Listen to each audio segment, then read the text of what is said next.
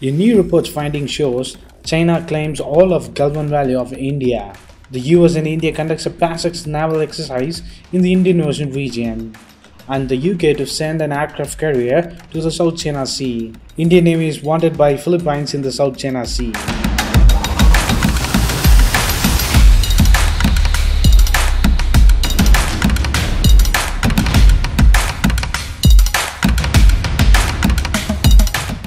In the recent news report by an Indian media, The Hindu said, the tents which China PLA set up in the Galwan Valley in the 2020 March-April is beyond Beijing's territory as well as the China's claim of LAC by the China.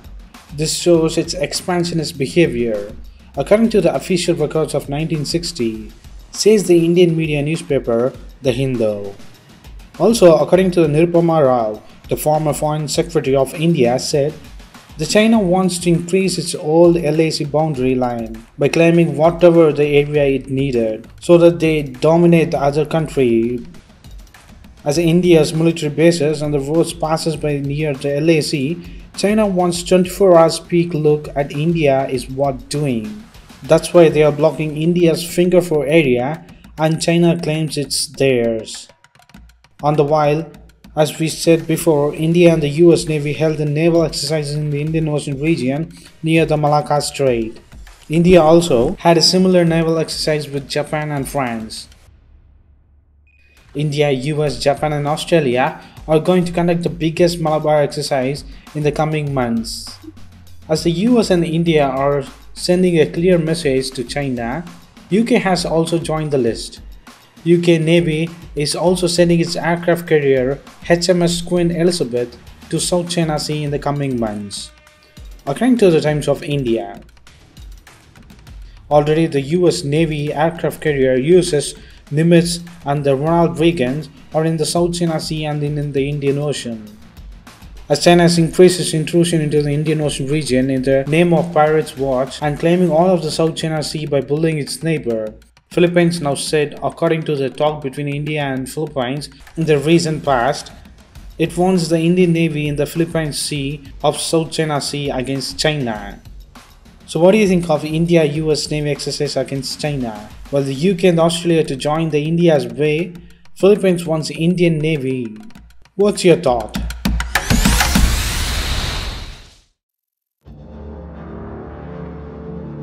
In New Delhi, November 26th.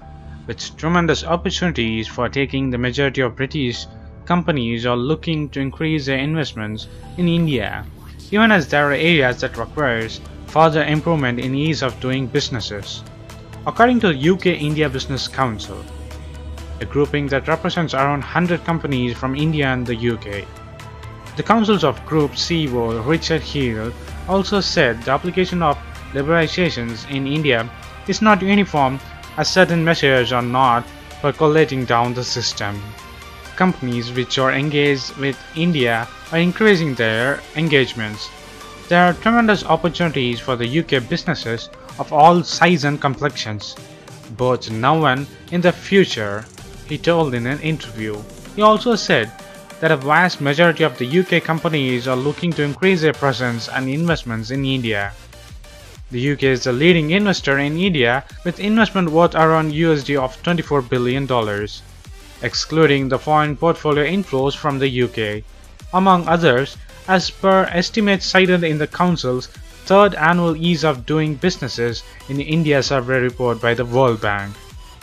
There are areas where we have seen significant improvements, and there are areas where we would like to see further improvements, said Hild, adding that the factors such as electricity connectivity and digitalizations are hugely positive. About the overall business climate, Hild also said there are a lot of positiveness that are coming through, but it is necessary percolating down the system. The application of liberalization is not uniform. The messaging among the politicians and the senior bureaucrats is very strong and positive, but as you move down, the execution is not good as we thought or good as we like to see, said Hill. As per the survey, the UK businesses remain largely positive about the improvements in the ease of doing businesses in India, but there are concerns about the pace and the execution of the reforms.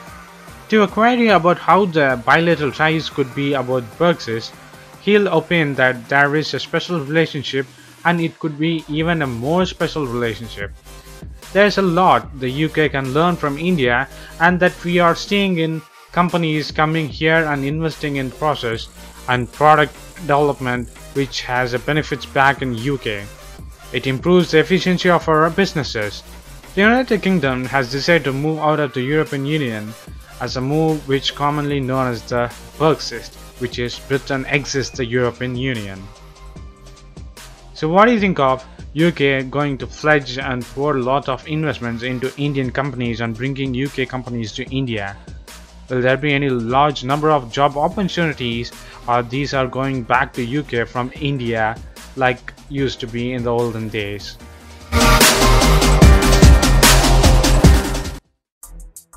The United Kingdom, the British, are asking for India's help for its ambitious trading relationship with UK.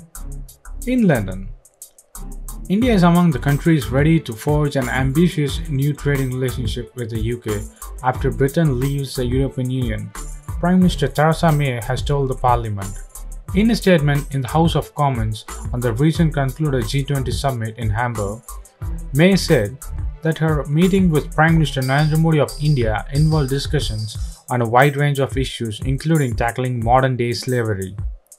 At this summit, I held a number of meetings with other world leaders, all of whom made clear their strong desire to forge ambitious new bilateral trading relationship with UK after the Brexit. This included America, Japan, China, and India, May said in her statement on Monday. In a response to the opposition Labour Party leader Jeremy Corbyn on the issue of striking new trade deals, she added, "I'm very happy to tell him that we are already working with Americans on what a trade deal might look like. We already have a working group with Australians, and we have a working group with India as well. We are working on a trade in 3 areas. Obviously, one is looking ahead to the trade agreements we can have with those countries we do not currently have them with a member as the European Union. The second is ensuring that where there is a trade agreement with the European Union, we are able to roll those forwards as we leave the European Union. The third area is working with countries such as India and Australia to discuss what changes we can make now, before we leave the European Union, to improve our trade relationship." The Labour MP Graham Jones of UK asked May if she had raised the issue of modern-day slavery and child prostitution in India during her meeting with Modi, to which she said that it was an issue previously raised with Indian Prime Minister, as the UK wants people around the world to address it. "We are very clear that we want to see this issue being dealt with. That is one of the reasons why we have put into the legislations the requirements of the companies here in UK, which will be manufacturing and will be sourcing the products from around the world, to look at their supply chains and report on what they find in them and whether or not the modern slavery is taking place within them," she told to the Parliament members.